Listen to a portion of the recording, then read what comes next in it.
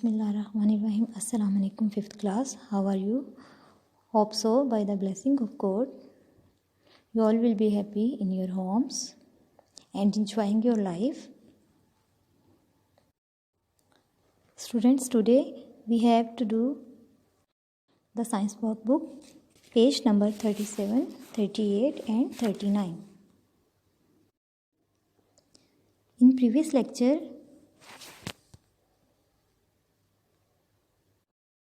we discussed about heat, light and sound and their meanings. Today, we have to learn about refraction. It's mean रोशनी का एक medium से दूसरे medium में दाखिल होते वक्त एक ज़ाविये पर मुड़ जाना. The question is here, what is refraction? Okay, I will clear this concept in detail. Refraction is the change. Refraction एक तब्दीली है in direction of a wave, किसी भी लहर की सिमत में, passing from one medium to another, किसी एक मीडियम से दूसरे मीडियम में, मीडियम मीन्स ज़रिया, किसी एक ज़राए से दूसरे ज़राए में दाखिल होते हुए, और from a gradual change, gradual होता है आहिस्ता आहिस्ता, या वो चेंज जो आहिस्ता आहिस्ता हो इन द मीडियम, किसी और मीडियम में. यानी किसी वेव का एक मीडियम से दूसरे मीडियम में दाखिल होते वक्त अपनी सिमत चेंज कर लेना फ्रिक्शन कहलाता है. इसका और भी थोड़ा सा ब्रीफ इंट्रोडक्शन यहाँ पे गिवन है. Refraction of light is the most common observed phenomenon. रोशनी में ये ट्रेंड सबसे ज़्यादा ऑब्जर्व किया गया है कि वो मुड़ जाती है, बट अदर वेव्स मुड़ होता है टर्न हो जाना, सच एज साउंड वेव्स. लेकिन दूसरी लहरें जैसे कि आवाज़ की लहरें एंड वाटर वेव्स और पानी की लहरें आल्सो एक्सपीरियंस रिफ्रैक्शन. इनको भी रिफ्रैक्शन मीन्स एक मीडियम से दूसरे मीडियम में दाखिल होते वक्त चेंज ऑब्जर्व किया गया है.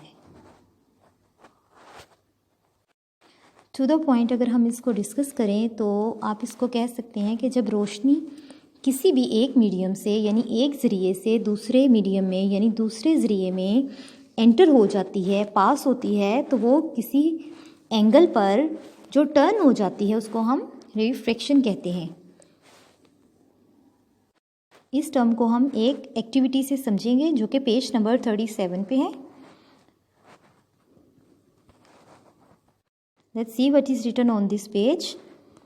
व्हाट यू विल नीड, आपको किन चीज़ों की ज़रूरत होगी?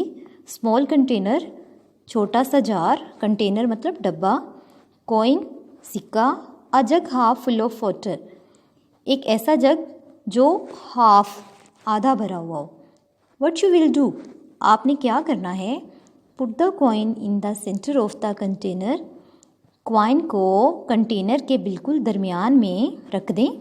मूव बैक अंटिल, पीछे चलें अंटिल यहाँ तक, you can no longer see the coin, कि आपको कॉइन जो है, जो सिक्का आपने पानी में रखा हुआ है, बहुत ज़्यादा ठीक से या नज़र ना आए.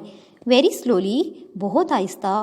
पोर वाटर फ्रॉम द जग, जग से पानी उंडेलें. इन टू द कंटेनर, कंटेनर में यानी जो आपने जग में पानी पड़ा हुआ था उसको आपने कंटेनर में डालना है. सरप्राइज्ड, हैरत ज़दा, या आप हैरान होंगे. व्हाट्स हैपन, क्या होता है? You can see the coin again, आप दोबारा कॉइन को देख सकते हैं. व्हाट हैड हैपन, देखते हैं क्या हुआ. As the water is poured into the bowl, जैसे ही आप बाउल में पानी को डालते हैं, light is refracted, light refract होती है यानी मुनक्किस होती है. What you see is not the actual coin, जो कॉइन आपने देखा वो एक्चुअल नहीं है, बट इट्स इमेज, बल्कि उसका इमेज है, यानी उसकी शिबिया या उसकी साया बना हुआ है. विच इज़ मूव्ड अप, जिसने हरकत की. रिमेंबर, याद रखिए, light travels at different speeds. रोशनी है जो है वो मुख्तलिफ स्पीड होता है रफ्तार, मुख्तलिफ रफ्तार पे सफ़र करती है। Through different states of matter, मादे की मुख्तलिफ हालतों के ज़रिए, यानी जो रोशनी है जिस तरह की मादे की हालतें होंगी, अगर ठोस होगा तो उसकी स्पीड चेंज होगी, माया होगा तो उसकी चेंज होगी, और गैस होगी तो उसकी चेंज होगी। Discuss this further with your teacher, आपने अपनी टीचर के साथ डिस्कस करना है, जैसे हमने आपस में डिस्कस किया।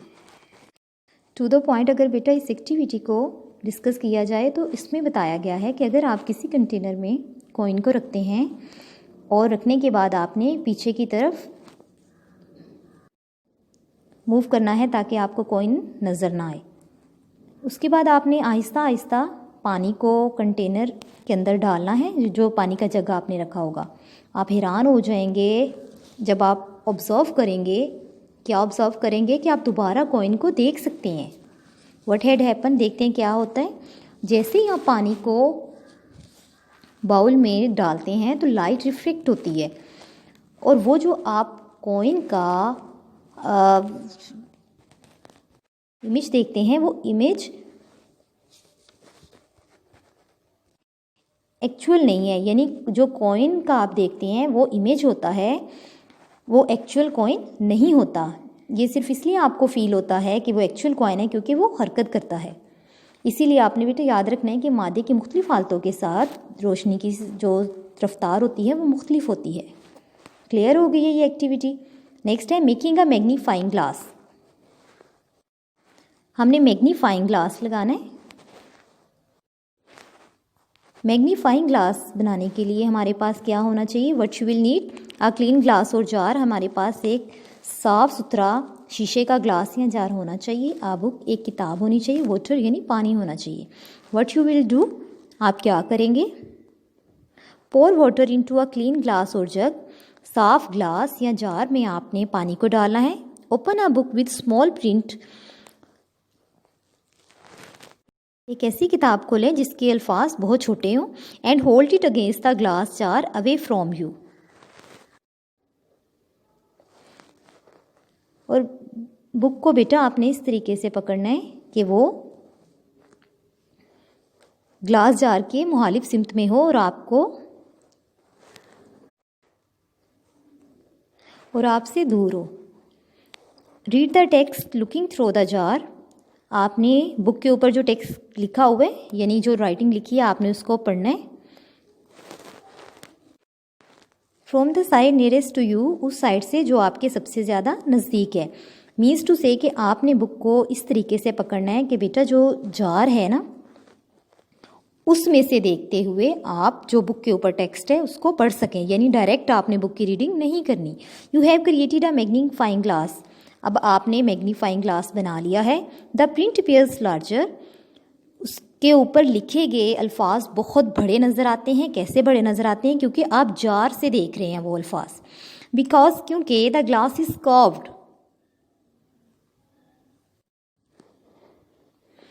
ग्लास अंदर की तरफ कर्व्ड है यानी मुड़ा हुआ है, थोड़ा सा बेटा तिरछा है, बिल्कुल स्ट्रेट नहीं है, बिल्कुल गुलाई में नहीं है। The light rays enter it on an angle,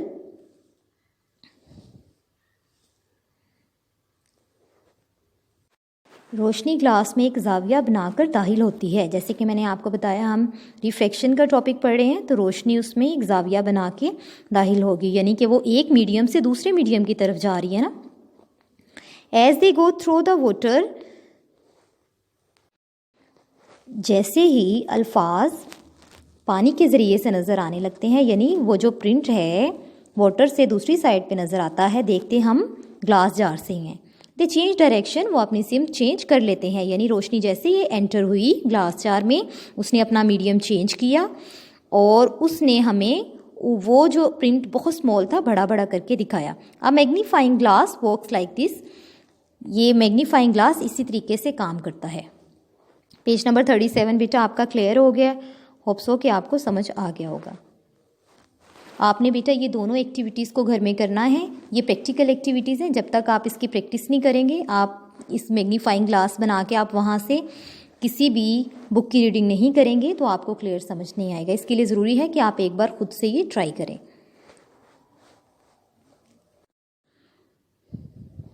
On page number 38 of science workbook, we will read about controlling the direction of sound.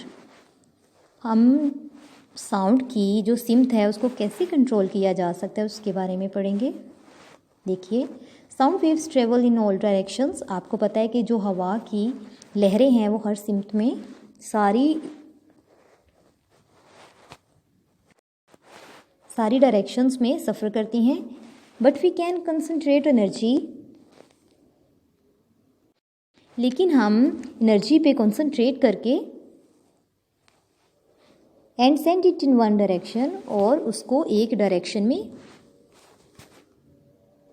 हरकत दे सकते हैं।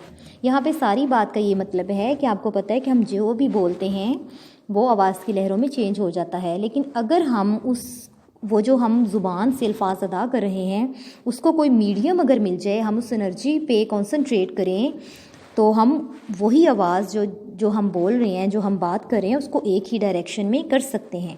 Here's how you can make this simple gadgets. ये सारा हमने simple gadgets के ज़रिए करना है।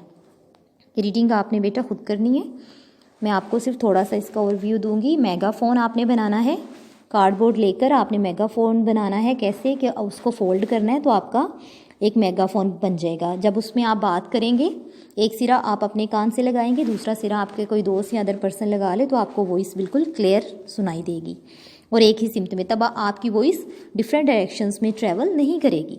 Next is stethoscope. स्टेथोस्कोप का भी आपने यही करना है कि आपने इसको बनाना है। कैसे? एक कार्डबोर्ड ट्यूब यूज़ करते हुए, एक आपने ट्यूब लेनी है, एक कार्डबोर्ड लेना है। कार्डबोर्ड को बिल्कुल मेगाफोन जैसा बना के ट्यूब के एक सिरे पर लगा देना है। जब आप बात करेंगे, आप अपने हार्ट पे रखेंगे तो बेटा बिल्कुल ये वैसे ही काम करेगा जैसे डॉक्टर का स्टेथोस्कोप काम करता है। आप बहुत आराम से उसकी हार्ट बीट भी सुन सकते हैं। Okay, third one is speaking tube. बिल्कुल ऐसे ही है, आप एक ट्यूब लेंगे, एक सिरे पे आप बात करेंगे, दूसरे सिरे पे आपका दोस्त सुनेगा, तो आप अंदाज़ा लगाएंगे बेटा कि कितनी क्लियर वॉइस आती है। इट्स मीन कि हमने ये तीनों जो चीज़ें बनानी हैं, गैजेट्स बनाने हैं, इन तीनों से हम आवाज़ को एक ही सिमत में आवाज़ को ट्रैवल करने के लिए यूज़ कर सकते हैं। होप सो 38 भी आपका क्लियर हो गया होगा। Now it's turn to page number 39 about echoes. आपने बेटा प्रीवियस लेक्चर में एकोस के बारे में पढ़ा। हम इसके बारे में कुछ क्वेश्चंस आंसर हैं वो आज हम रीड आउट करेंगे। Statement is, here is someone standing at the top of a. कोई वादी के बिल्कुल ऊपर खड़ा है, तो कंडीशंस पूछी जा रही हैं कि क्या होगा। First is, right down what will happen. लिखिए कि क्या होगा if they shout into the canyon. अगर वो कैनियन यानी वादी या खाई में शाउट करेंगे, चिल्लाएंगे। कैनियन मतलब वादी या खाई। Answer is, after a short while, थोड़ी देर के बाद, the man will hair N echo. आदमी एको की आवाज़ सुनेगा, ऑफ हिज शाउट, अपने चिल्लाने वाली आवाज़ के साथ। इट्स मीन कि थोड़ी देर के बाद वो जो आदमी कैनियन के ऊपर खड़ा होकर अगर वादी में चिल्ला रहा है, तो वो अपनी जो वॉइस है एको की फॉर्म में सुनेगा, यानी वो जो चिल्ला रहा है वो उसको अपनी ओरिजिनल वॉइस सुनाई देगी।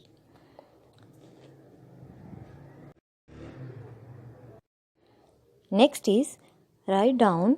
लिखिए व्हाट वुड हैपन, क्या होगा if the bottom of the canyon, अगर वादी के बिल्कुल नीचे, वर कवर्ड विद कुशंस, ज़मीन कुशन से क्या हो, ढकी हुई हो। यानी अगर बिल्कुल जो वादी है, ज़मीन उसकी जो उसकी सरफेस है, अगर वहाँ पे कुशन रख दिए जाएं तो क्या होगा। The man will not hear an echo because the cushion absorb the sound. आदमी एको यानी गूंज नहीं सुन सकेगा, क्योंकि वो कुशन जो वादी पर रखे गए हैं, वादी की ज़मीन पर, उन्होंने आवाज़ को जज्ब कर लिया है। Next question is, right down. लिखिए what would happen if the canyon were much shorter.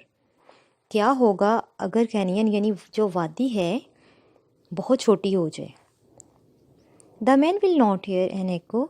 आदमी एको यानी गूंज नहीं सुन सकेगा, बिकॉज क्योंकि he is too close to the bottom, वो ज़मीन के बहुत करीब है। बट ही में हियर अ रिवर्बरेशन, लेकिन वो टकरा कर वापस आने वाली आवाज़ को सुन पाएगा। इट्स मीन अगर वादी बहुत छोटी हो तो आदमी जो कि उस वादी के बिल्कुल नज़दीक हो जाएगा और वो एको नहीं सुन पाएगा, लेकिन वो रिवर्ब्रेशन यानी जो टकरा कर आवाज़ आती है उसको सुन सकेगा। होप सो ये आपका लेक्चर क्लियर हो गया होगा। आज हमारी वर्कबुक का पेज नंबर 39 भी क्लियर हो गया।